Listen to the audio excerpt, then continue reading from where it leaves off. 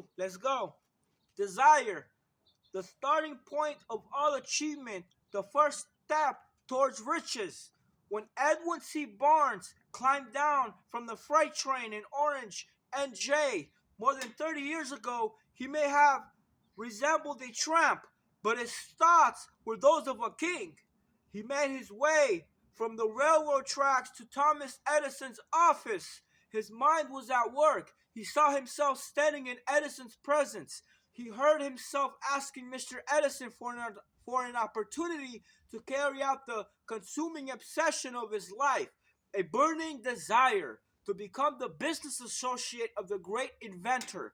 Barnes' desire was not a hope, it was not a wish, it was a keen, pulsating desire which transcended everything else. It was definite. The desire was not new when he approached Edison.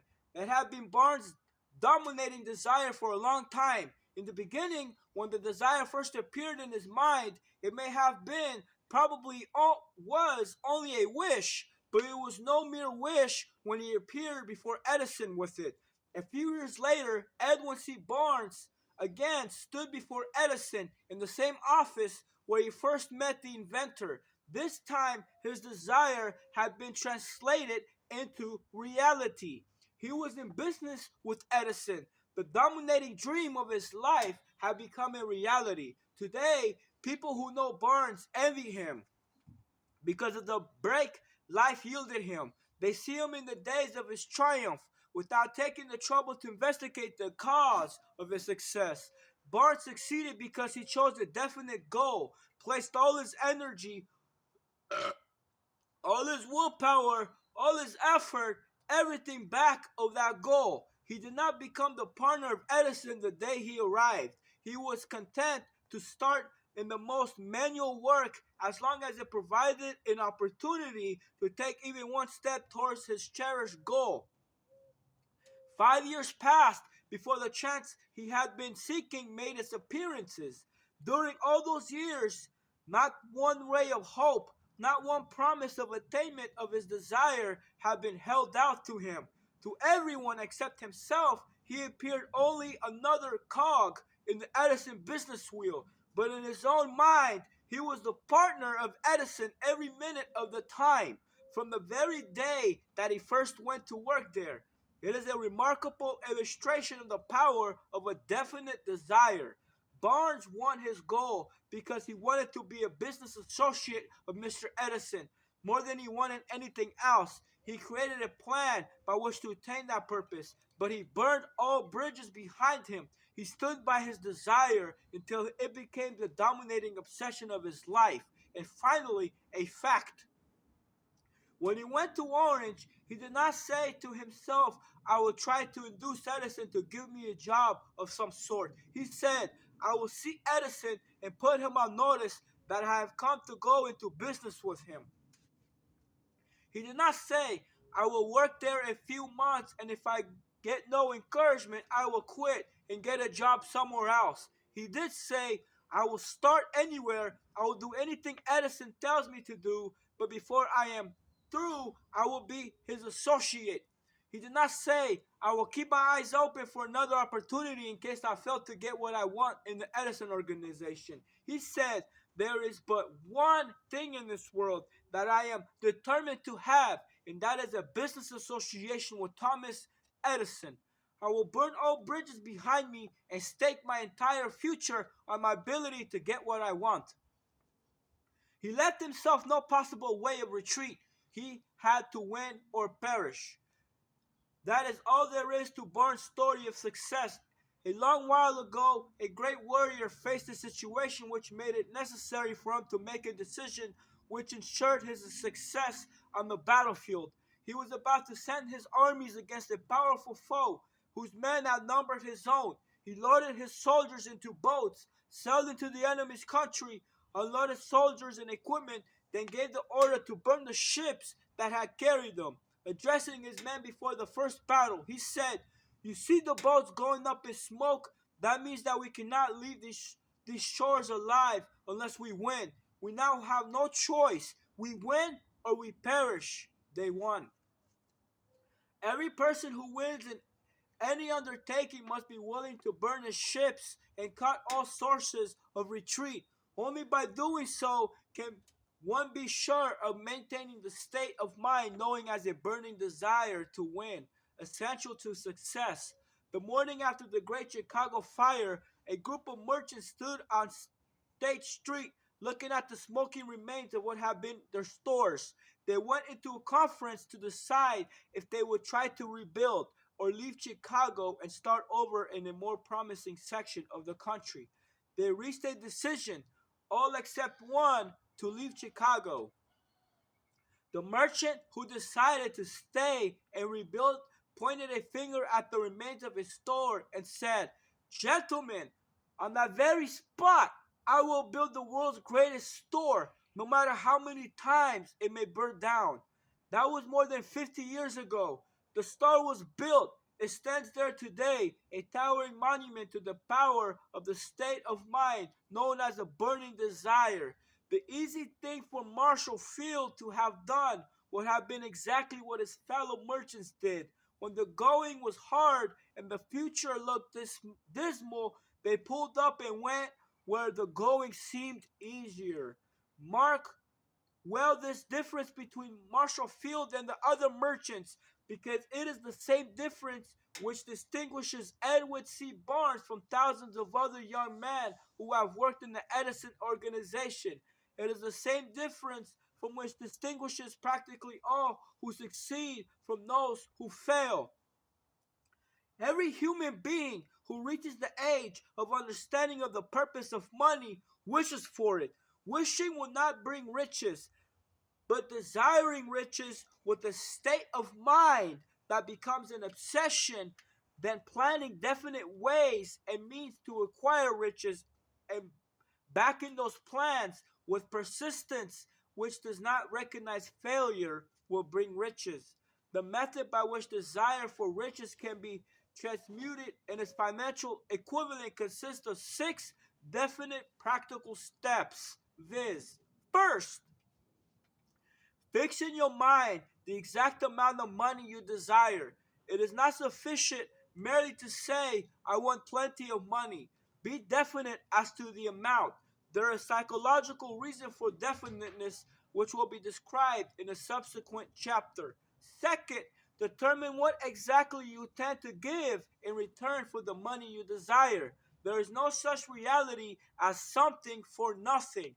Third, establish a definite date when you intend to possess the money you desire. Fourth, create a definite plan for carrying out your desire and begin at once, whether you are ready or not to put this plan into action. Fifth, write out a clear, conscious statement of the amount of money you intend to acquire. Name the time limit for its acquisition. State what you intend to give in return for the money and describe clearly the plan through which you intend to accumulate it. Sixth, read your written statement aloud twice daily, once just before retiring at night and once after rising in the morning. As you read, see and feel and believe yourself already in possession of the money. It is important that you follow the instructions described in these six steps. It is especially important that you observe and follow the instructions in the sixth paragraph. You may complain that it is impossible for you to see yourself in possession of money before you actually have it. Here is where a burning desire will come to your aid. If you truly desire money so keenly that your desire is an obsession, you will have no difficulty in convincing yourself that you will acquire it. The object is to want money and to become so determined to have it that you convince yourself you will have it. Only those who become money conscious ever accumulate great riches. Money consciousness means that the mind has become so thoroughly saturated with the desire for money that one can see oneself already in possession of it. To the uninitiated who has not been schooled in the working principles of the human mind, these instructions may appear impractical. It may be helpful to all who fail to recognize the soundness of the six steps, to know that the information they convey was received from Andrew Carnegie, who began as an ordinary laborer in the steel mills, but managed, despite his humble beginnings, to make these principles yield him a fortune of considerably more than $100 million. They may be a further help to know that the six steps have recommended were carefully scrutinized by the late Thomas Edison, who placed his stamp of approval upon them as being not only the steps essential for the accumulation of money, but necessary for the attainment of any definite goal. The steps call no hard labor. They call for no sacrifice. They do not require one to become ridiculous or credulous. To apply them calls for no great amount of education, but the successful application of these six steps does call for sufficient imagination to enable one to see and to understand that accumulation of money cannot be left to chance, good fortune, and luck. One must realize that all who have accumulated great fortunes first did a great certain amount of dreaming, hoping, wishing, desiring, and planning before they acquired money. You may as well know right here that you can never have riches in great quantities unless you can work yourself into a white heat of desire for money and actually believe you will possess it. You may as well know also that every great leader from the dawn of civilization down to the present was a dreamer. Christianity is the greatest potential power in the world today because its founder was an intense dreamer who had the vision and the imagination to see realities in their mental and spiritual form before they have transmuted into physical form. If you do not see great riches in your imagination, you will never see them in your bank balance. Never in the history of America has been so great an opportunity for practical dreamers as now exists. The 6 year economic collapse has reduced all man substantially to the same level. A new race is about to be run. The stakes represent huge fortunes which will be accumulated within the next 10 years.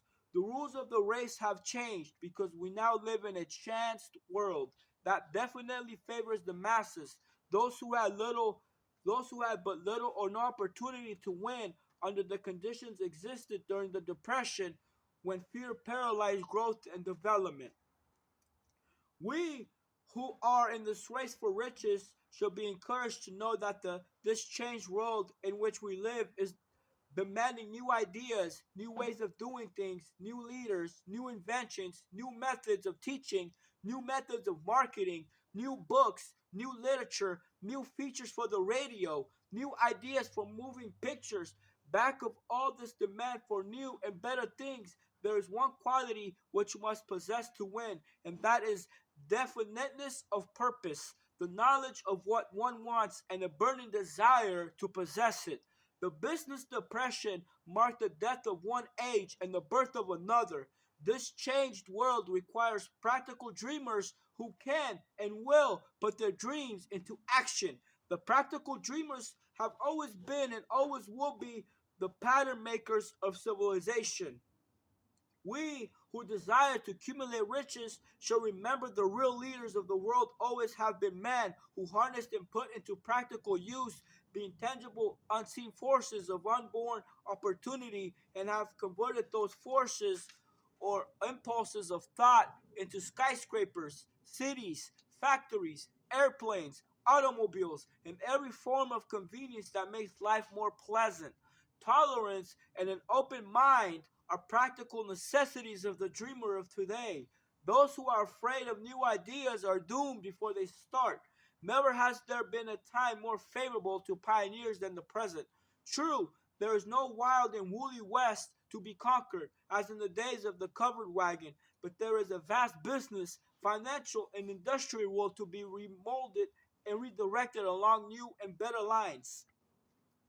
In planning to acquire your share of the riches, let no one influence you to scorn the dreamer. To win the big stakes in this changed world, you must catch the spirit of the great pioneers of the past, whose dreams have been given to civilization all that has of value, and the spirit which serves as the lifeblood of our own country. your opportunity in mind to develop and market our talents. Let us not forget, Columbus dreamed of an unknown world, staked his life on the existence of such a world, and discovered it. Copernicus, the great astronomer, dreamed of a multiplicity of worlds and revealed them. No one denounced him as impractical after he had triumphed. Instead, the world worshipped at his shrine, thus proving once more that success requires no apologies, failure permits no alibis. If the thing you wish to do is right and you believe it, go ahead and do it. Put your dream across and never mind what they say if you meet with temporary defeats, for they perhaps do not know that every failure brings with it the seed of an equivalent success. Henry Ford, poor and uneducated, dreamed of a horseless carriage, went to work with what tools he possessed without waiting for opportunity to favor him, and now evidence of his dream belts the entire earth. He has put more wheels into operation than any man who ever lived because he was not afraid to back his dreams.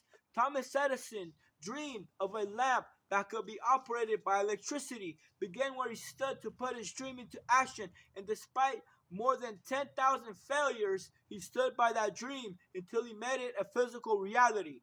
Practical dreamers do not quit. William dreamed of a chain of cigar stores, transformed his dream into action, and now the United Cigar Stores occupy the best corners in America. Lincoln dreamed of freedom for the black slaves, put his dream into action, and barely missed living to see a united North and South translate his dream into reality. The Wright brothers dreamed of a machine that would fly through the air. Now, one may see evidence all over the world that they dreamed soundly. Marconi dreamed of a system for harnessing the intangible forces of the ether. Evidence that he did not dream in vain may be found in wireless and radio in the world. Moreover, Marconi's dream bought the humblest cabin in the most stately manner, house side by side. It made the people of every nation on earth backdoor neighbors. It gave the President of the United States a medium by which he may talk to all people of America at one time and on a short notice. It may interest you to know that Marconi's friends had him taken into custody and examined in a psychotic hospital when he announced he had discovered a principle though which he could send messages through the air without the aid of wires or other direct physical means of communication. The dreamers of today fare better. The world has become accustomed to new discoveries. Nay, it has shown a willingness to reward the dreamer who gives the world a new idea. The greatest achievement was, at first and for a time, but a dream. The oak sleeps in the acorn. The bird awaits the egg, and in the highest vision of the soul, a walking angel stirs. Dreams are the seedlings of reality. Awake, arise, and assert yourself, you dreamers of the world.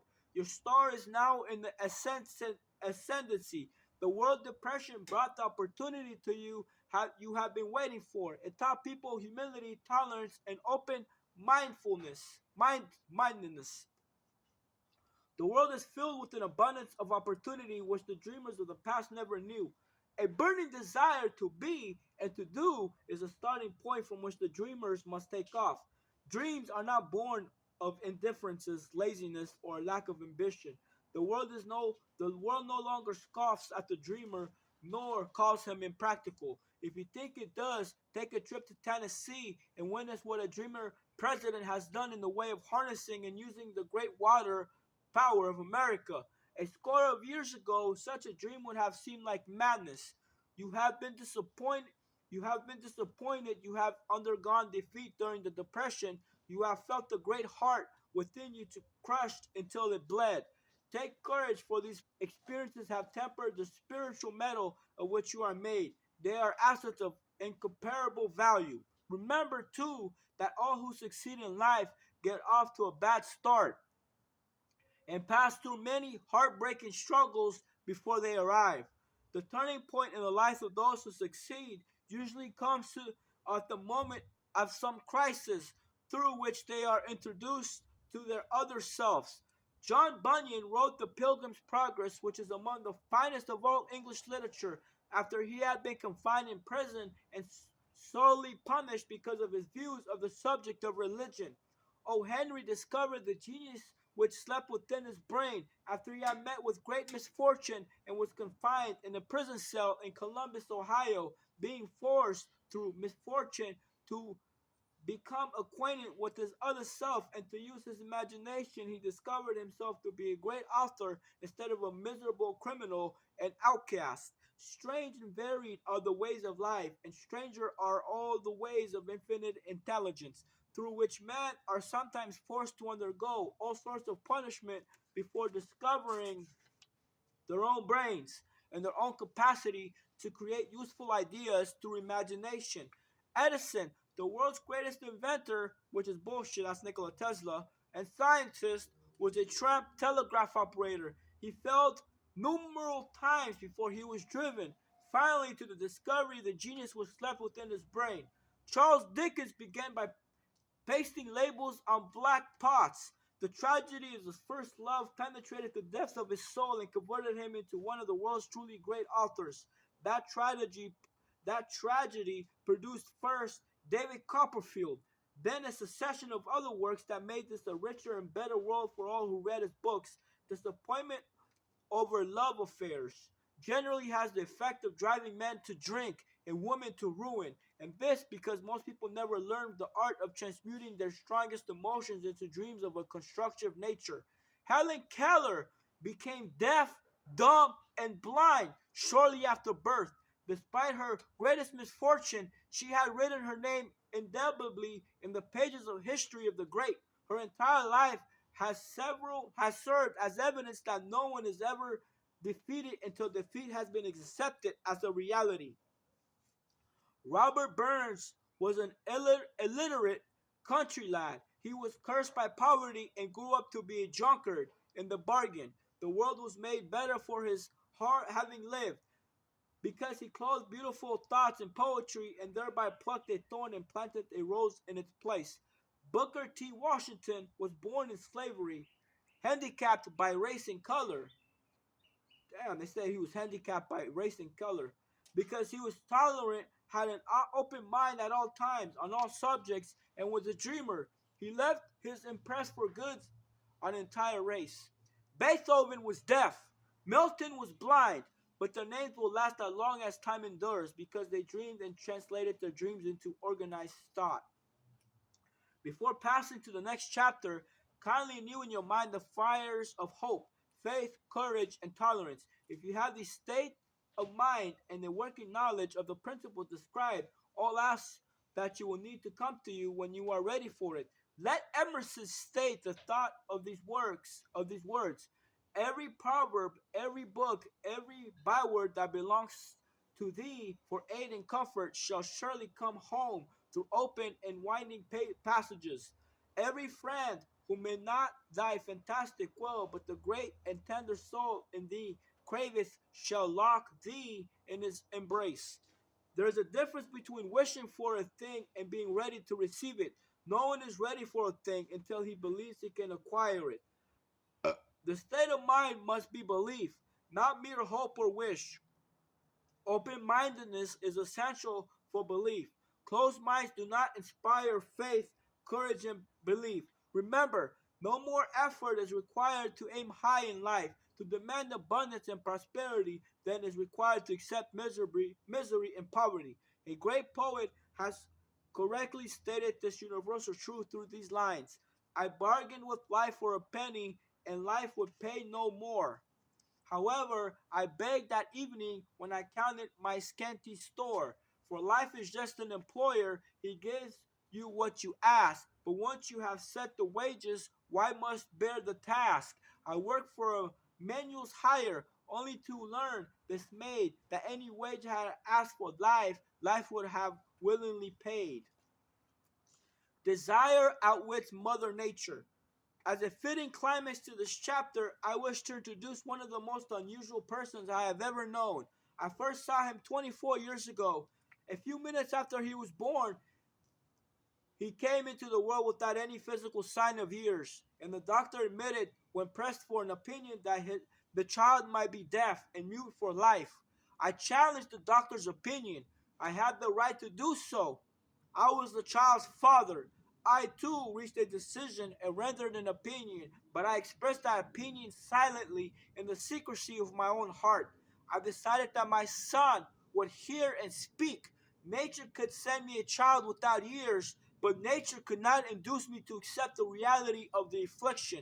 In my in my own mind, I knew that my son would hear and speak. How? I was sure there must be a way, and I knew I could find it. I thought of the words of the immortal Emerson. The whole course of things goes to reach us faith. We need only obey. There is guidance for each of us, and by lowly listening, we shall hear the right word. The right word, desire. More than anything else, I desired that my son should not be deaf mute. From that desire, I never receded nor for a second. Many years previously, I had written, our only limitations are those we set up in our own minds. For the first time, I wondered if that statement were true. Lying on the bed in front of me was a newly born child without the natural equipment of hearing. Even though he might hear and speak, he was obviously disfigured for life. Surely this was a limitation which that child had not set up in his own mind. What could I do about it? Somehow I would find a way to transplant into that child's mind my own burning desire for ways and means of conveying sound to his brain without the aid of years. As soon as the child was old enough to cooperate, I would fill his mind so completely with the burning desire to hear that nature would, by methods of her own, translate it into physical reality. All this thinking took place in my own mind, but I spoke it to no one. Every day I renewed the pledge I had made to myself, not to accept a deaf mute for a son. As he grew older and began to take notice of things around him, we observed that he had a slight degree of hearing. When he reached the age when children usually begin talking, he made no attempt to speak, but we could tell by his actions that he could hear certain sounds slightly. That was all I needed to want to know. I was convinced that if he could hear even slightly, he might develop still greater hearing capacity. Then something happened which gave me hope. It came from an entirely unexpected source. We bought a Victrola. When the child heard the music for the first time, he went into ecstasies and promptly appropriated the machine. He soon showed a preference for certain records. Among them, It's a Long Way to Tipperary. On one occasion, he played that piece over and over for almost 2 hours, standing in front of the Victrola with his teeth clamped on the edge of the case. The significance of this self-formed habit he did not become clear to us until years afterward, for we had never heard of the principle of bone conduction, of sound of that time. Shortly after he appropriated the Victrola, I discovered that he could hear me quite clearly when I spoke with my lips touching his mastoid bone, or at the base of the brain. These discoveries placed in my possession the necessary media by which I began to translate into reality my burning desire to help my son develop hearing and speech. By that time, he was making stabs at speaking certain words. The outlook was far more encouraging, but desire backed by faith knows no such word as impossible.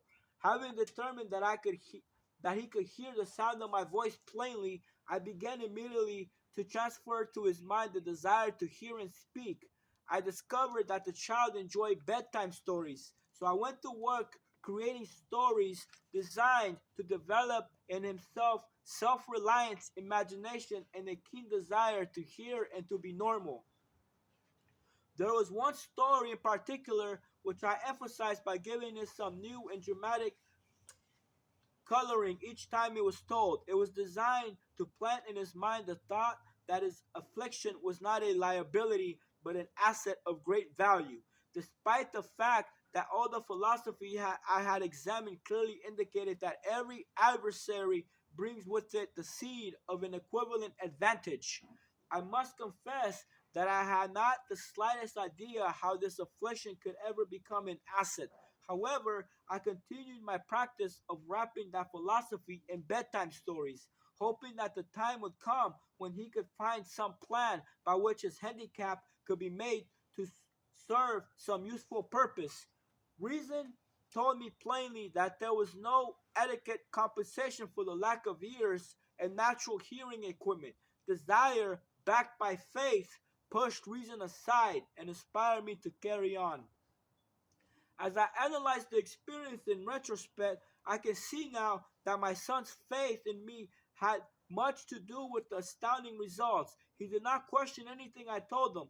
I told him the idea that he had a distinct advantage over his older brother, and this advantage would reflect itself in many ways. For example, the teachers in school would observe that he had no ears, and because of this, they would show him special attention and treat him with extraordinary kindness. They always did. His mother saw to that by visiting the teachers and arranging with them to give the child the extra attention necessary. I sold him the idea too that when he became old enough to sell newspapers, his older brother had already become a newspaper merchant.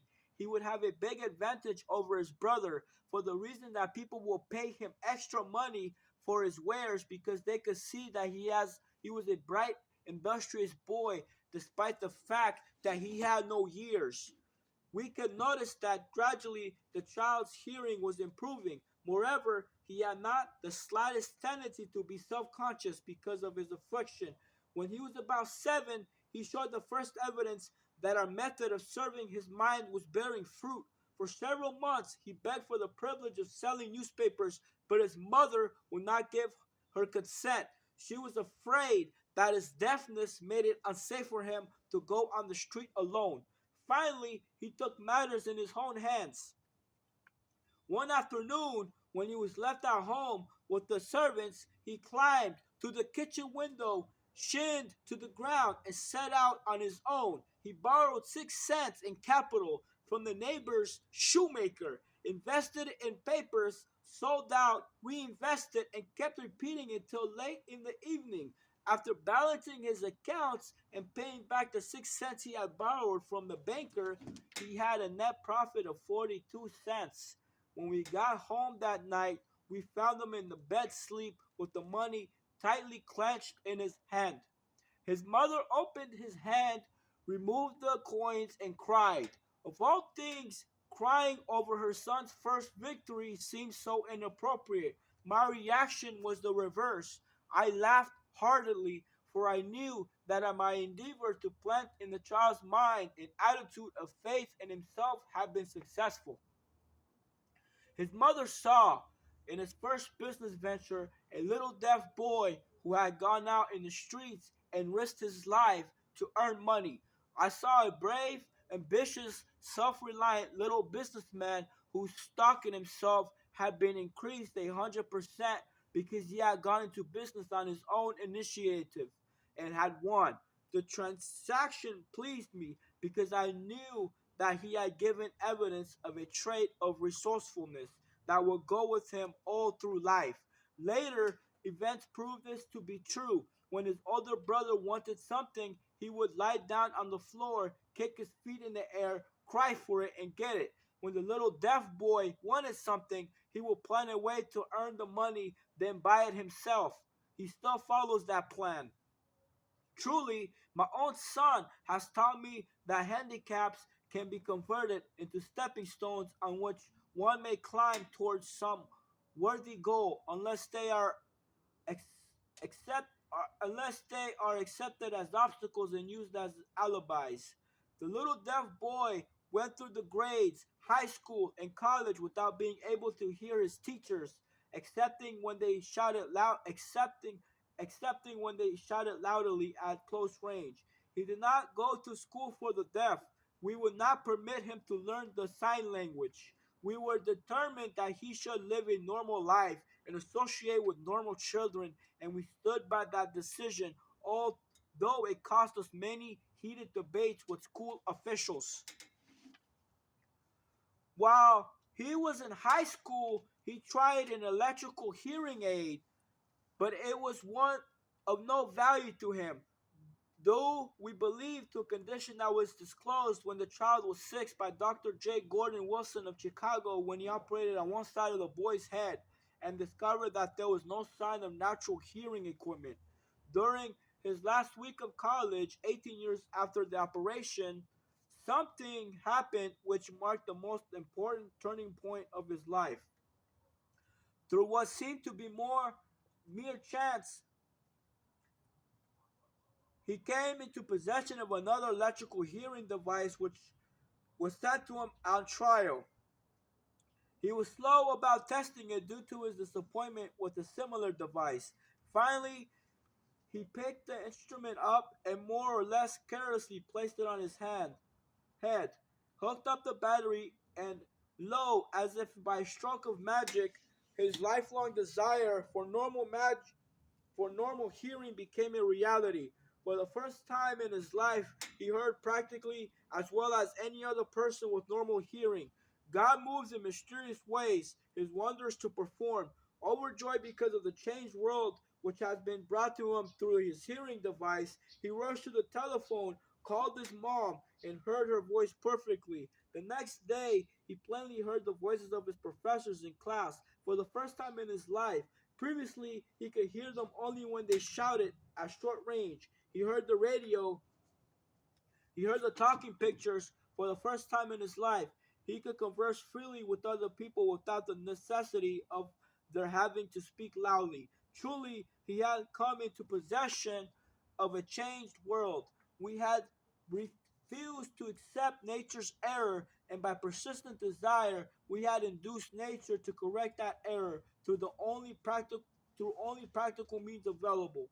Desire had commenced to pay dividends, but the victory was not yet complete. The boy still had to find a definite and practical way to convert his handicap into an equivalent asset. Hardly realizing the significance of what had already been accomplished, but intoxicated with the joy of his newly discovered world of sound, he wrote a letter to the manufacturer of the hearing aid, enthusiastically describing his experience. Something in it Something in his letter, something perhaps which was not written on the lines, but back of them, caused the company to invite him to New York. When he arrived, he was escorted through the factory, and while talking with the chief engineer, telling him about his changed world, a hunch, an idea, or an inspiration, call it what you wish, flashed into his mind. It was this impulse of thought which converted his affliction into an asset, destined to pay dividends in both money and happiness to thousands for all time to come. The sum and substance of that impulse of thought was this. It occurred to him that he might be of help to the millions of deaf people who go through life without the benefit of hearing devices. If he could find a way to tell them the story of his changed world, then there he reached a decision to devote the remainder of his life to rendering useful services to the hard of hearing. For an entire month, he carried on an extensive research during which he analyzed the entire marketing system of the manufacturer of the hearing devices and created ways and means of communicating with the hard of hearing all over the world for the purpose of sharing with them his newly discovered changed world. When this was done, he put in writing a 2-year plan based upon his findings. When he presented the plan to the company, he was instantly given a position for the purpose of carrying out his ambition. Little did he dream when he went to work that he was destined to bring hope and practical relief to thousands of deaf people. Without him, without his help, would have been doomed forever to deafness. Shortly after he became associated with the manufacturer of the hearing aid, he invited me to attend a class conducted by his company for the purpose of teaching deaf mutes to hear and to speak. I had never heard of such a form of education, therefore I visited the class, skeptical but hopeful that my time would not be entirely wasted. Here I saw a demonstration which gave me a greatly enlarged vision of what I have done to rouse and keep alive in my son's mind the desire for normal hearing. I saw deaf mutes actually being taught to hear and to speak through application of the self same principle I have used more than 20 years previously in saving my son from death mutation. Thus, through some strange turns of the wheel of the fate, my son Blair and I have been destined to aid in correcting deaf mutism for those are yet unborn, because we were the only living human beings, as far as I know, who have established definitely the fact that deaf mutism can be corrected to the extent of restoring to normal life those who suffer with this affliction. It has been done for one, it will be done for others. There is no doubt in my mind that Blair would have been a deaf mute all his life if his mother and I had not managed to shape his mind as we did. The doctor who attended at his birth told us confidentially the child might never hear or speak. A few weeks ago, Dr. Irving Forbes, a noted specialist on such cases, examined Blair very thoroughly. He was astounded when he learned how well my son now hears and speaks, and said that his examination indicated that theoretically the boy should not be able to hear at all. But the lad does hear, despite the fact that X-ray pictures show there is no opening in the skull whatsoever from where his ears should be to the brain. When I planted in his mind the desire to hear and talk and live as a normal person, there went with that impulse some strange influence which caused nature to become bridge builder and span the gulf of silence between his brain and the outer world. By some means which the keenest medical specialists have not been able to interpret, it would be sacrilegious for me to conjecture as to how nature performed this miracle. It would be unforgivable if I neglected to tell the world as much as I know of the humble part I assumed in the strange experience. In my duty and the privilege to say I believe, and without reason, that nothing is impossible to the person who backs desire with enduring faith. Verily, a burning desire has devious ways of the transmuting itself into physical equivalent. Blair desired normal hearing, now he has it. He was born with the handicap which might easily have sent one or less defined desire to the street with a bundle of pencils and tiny cup. That handicap now promises to serve as the medium by which we will render useful service to many millions of hard of hearing, also to give them useful employment at adequate financial compensation the remainder of his life. The little white lies I planted in his mind when he was a child by leading him to believe his affliction will become a great asset which he could capitalize had justified itself. Verily, there is nothing right or wrong which belief plus burning desire cannot make real. These qualities are free to everyone. In all my experience in dealing with men and women who had personal problems, I never handled a single case which with more definiteness demonstrates the power of desire. Authors sometimes makes the mistakes of writing of subjects of which they have but superficial or very elementary knowledge. It has been my good fortune to have had the privilege of testing the soundness of the power of desire through the affliction of my own son.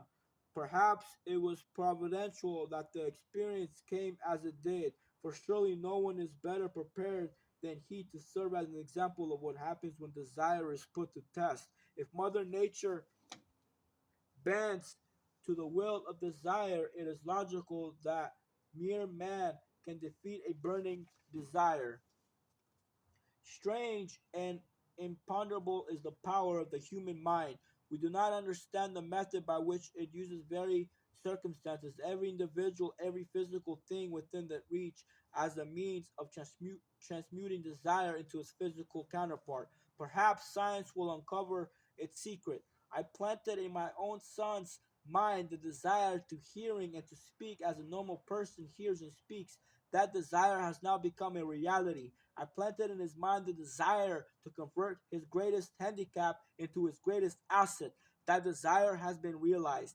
The modus operandi by which this astounding result was achieved is not hard to describe. It consists of three definite facts. I mixed faith with a desire for normal hearing, which I passed on to my son. Second, I communicated my desire to him in every conceivable way available through persistent, continuous effort over a period of years. Third, he believed me. As this chapter was being completed, news came of the death of me, Shmush Hank.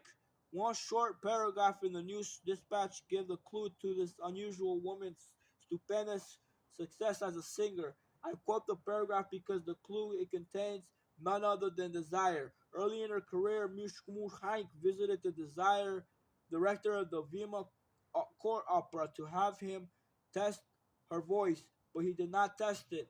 After taking one look at the awkward and poorly dressed